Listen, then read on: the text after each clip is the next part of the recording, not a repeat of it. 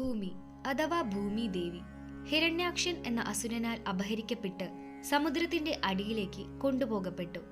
ഭൂമിയെ വീണ്ടെടുക്കാൻ ദേവന്മാർ ബ്രഹ്മാവിനോട് സഹായം അഭ്യർത്ഥിച്ചു. തന്റെ കഴിവുകൾ കൊണ്ട് ഭൂമിയെ രക്ഷിക്കാൻ ബ്രഹ്മാവിന് സാധിക്കില്ല എന്ന് മനസ്സിലാക്കിയ ബ്രഹ്മാവ് വിഷ്ണുവിനെ മനസ്സിൽ ധ്യാനിച്ചു. താൻ വിഷ്ണുവിനെ സ്മരിക്കുന്ന അതേ സമയം തന്നെ ബ്രഹ്മാവിന്റെ നാസാന്ത്രങ്ങളിൽ നിന്നും വളരെ ചെറിയ ഒരു വരാഹത്തിന്റെ രൂപം പുറത്തു വന്നു. ആ രൂപം വളരെ പെട്ടെന്ന് വലുതാവുകയും ആകാശത്തോളം ഉയരത്തിലെത്തുകയും ചെയ്തു. ഈ ഭീമാകാരനായ വരാഹമാണ് വിഷ്ണുവിന്റെ മൂന്നാമത്തെ അവതാരമായ വരാഹമൂർത്തി. ഭൂമിയെ രക്ഷിക്കാൻ വേണ്ടി വരാഹമൂർത്തി സമുദ്രത്തിന്റെ അടിയിലേക്ക് ഇറങ്ങി. അവിടെ വെച്ച് വരാഹമൂർത്തിയും ഹിരണ്യാക്ഷനും തമ്മിൽ അതിശക്തമായ പോരാട്ടം നടന്നു. 1000 വർഷം നീണ്ടുനിന്ന ഈ പോരാട്ടത്തിനൊടുവിൽ ഹിരണ്യാക്ഷനെ വധിക്കുകയും സമുദ്രത്തിന്റെ അടിയിൽ നിന്നും ഭൂമിയെ തന്റെ കൊമ്പിൽ ഉയർത്തിക്കൊണ്ടുവരികയും ചെയ്തു.